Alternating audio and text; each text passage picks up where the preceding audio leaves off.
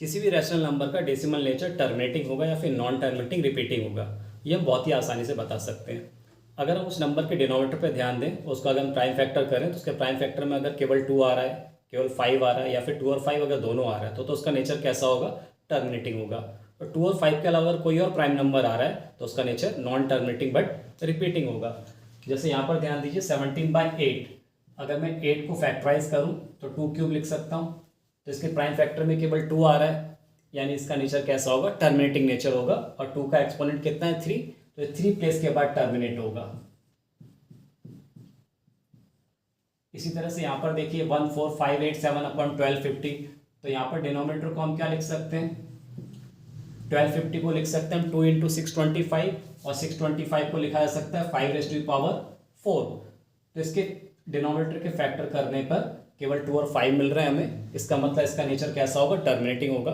और 2 और 5 में से हाईएस्ट एक्सपोनेंट किसका है? 5 का है। कितना है? 4। तो ये 4 प्लेस के बाद टर्मिनेट होगा।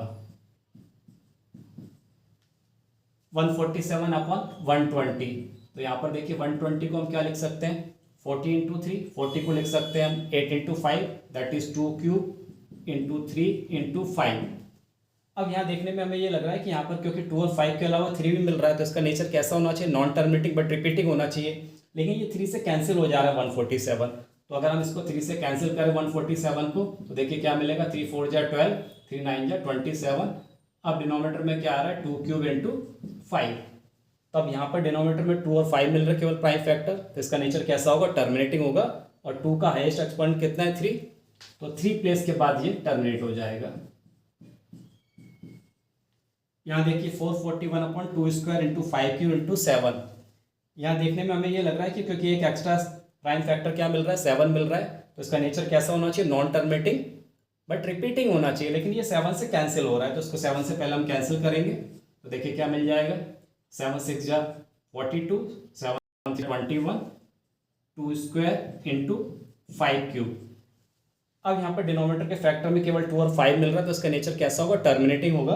और 2 और 5 में से देखिए हाईएस्ट एक्सपोनेंट किस पे मिल रहा है? 5 पे मिल रहा है। कितना? 3, तो ये 3 प्लेस के बाद टर्मिनेट हो जाएगा।